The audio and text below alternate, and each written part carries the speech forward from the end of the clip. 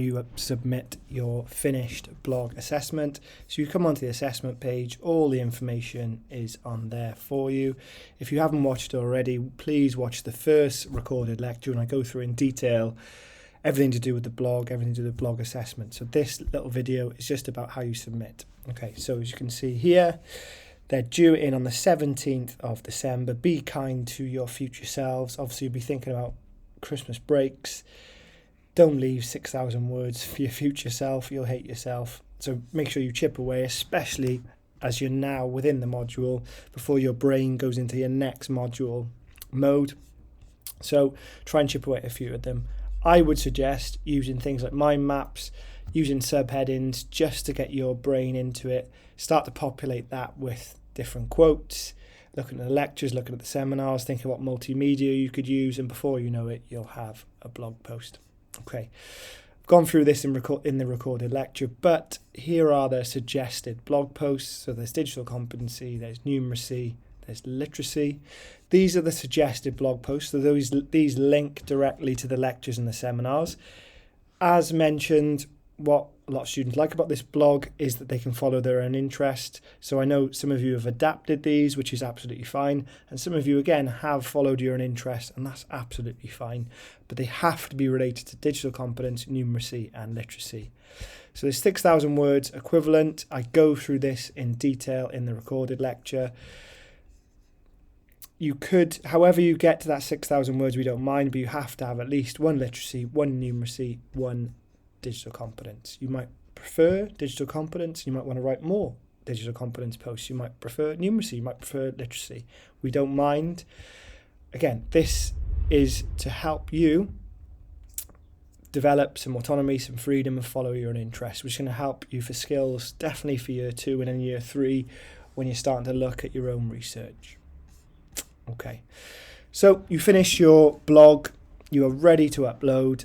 First thing you need to do, everyone will need to do this, you download your pro forma template, which is here. It'll look like this. So obviously pretty self-explanatory. Give yourself some time to do this. Don't do this 2 minutes before submission. Again, if they're late, it won't be submitted. It won't be accepted. So you just need your name, your ID, put your blog titles in full there.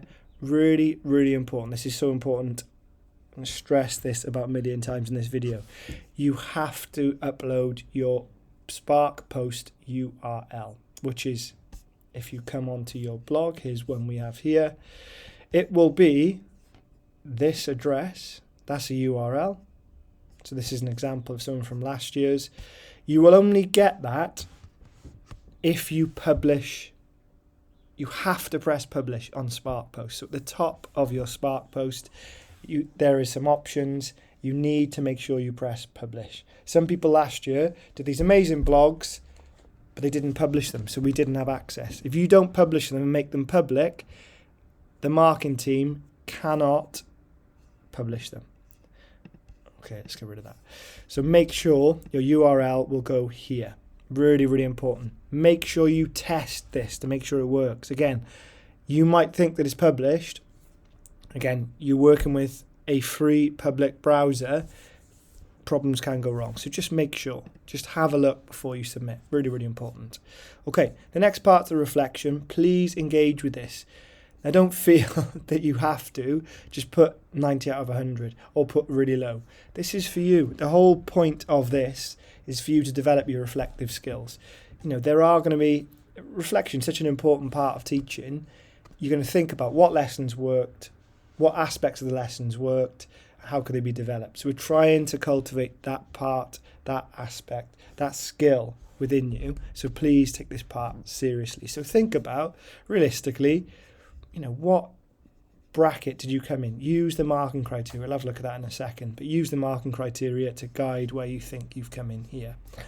Then engage with these. You need to identify 3 strengths. So what have you done well? I'm sure there's some brilliant things. I've seen some blog posts.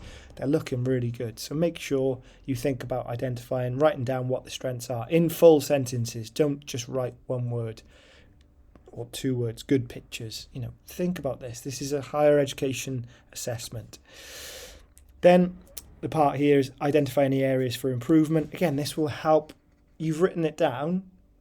you'll think about, if you take some time to do this, this will help you for your future assessment, and you can come back to this and you can look at this. So make sure you take a bit of time to do this. This should take, a good 15 minutes or so, just thinking about what you've done well, what you need to improve. Okay, the final part, this is so important. Please make sure you do this. You need to copy and paste all the text from your blog underneath here. So you just copy and paste it onto the document and that will get uploaded. A few reasons why we're doing this.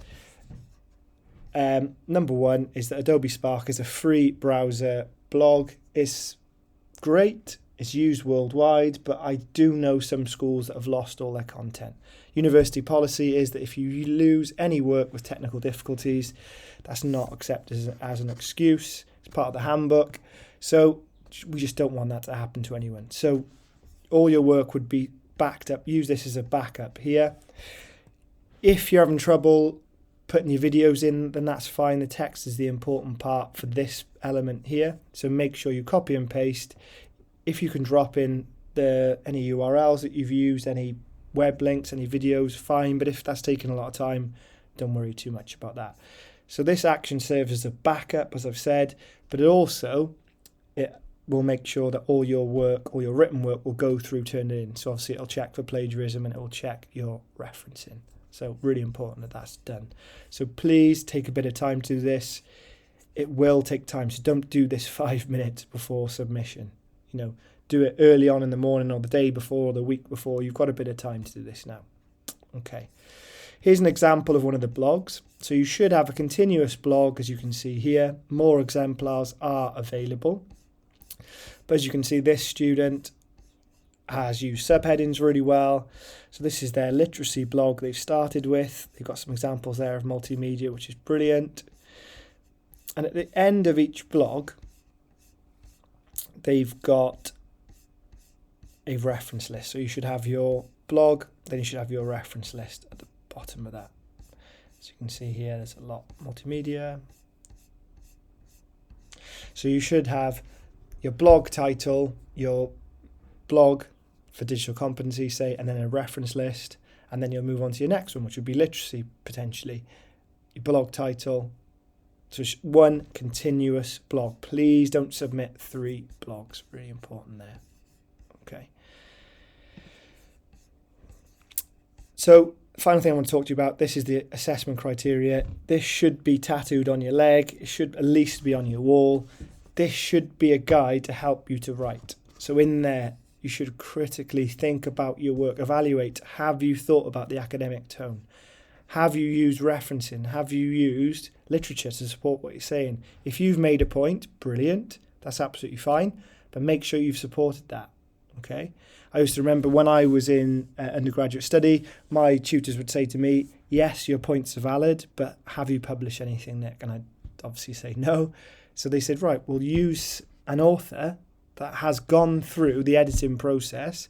To get something published, go through a lengthy editorial process. It has to go through at least 12 editors before it can be published.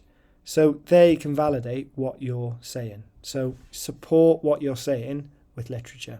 So books, journal articles, that will really help. Referencing, really important. Referencing is really important. Knowledge and content. So make sure that you are thinking about the key aspects of literacy, numeracy, and digital competence. Again, look to reflect and link to the curriculum. Thinking about being critical as well. Although people are published, although there are authors who have published things, you can still question it. And that's absolutely fine. Now this one here, you should be getting 30%, surely. I've nagged you about this throughout the module, so as your tutors. Each of your blog posts should have images, should have videos, should have hyperlinks. We've made digital content. You've made stop motion animation. You've made green screens. You've had a go at doing some computational thinking exercises. You've made a horror film. All these things, they're there for a purpose, for you to put into your blog and to reflect on. Now, really important, you don't just dump them in there. There should be some reflection and why, and a bit of discussion why they're in there. But be creative with it as well. I've seen some brilliant examples this year of people using Adobe Spark to make posters for the start of their blog post. Their blog title, they've got a lovely poster they've made, or they've used an app. They've used a Word app and they've dropped that in. Some people have done amazing introduction videos. So they've said, in this blog post, I'll be discussing da da da da da. And that's the whole beauty of this blog, that it should be multimodal. It shouldn't just be text. So really, if you look at the exceptional bracket here, you're thinking about using digital content. It's going to give you some brilliant experience that you'll use in your classroom. Okay. So we just come back to here. So there's some exemplar blogs available here. There's guidance. If you haven't set up your blog already, please do that there. Once you're ready, then once you've done your pro forma template, everything will be on there. You've included your name, your blog titles, you've done the URL link, you've copied that in, you've made sure you've copied all the blog content. You go onto port. Now this will be different for you. I've got a teacher view, you'll have a student view, and you'll upload. So your document, your Word document, might be a few pages long, and that's absolutely fine. But make sure that that is uploaded.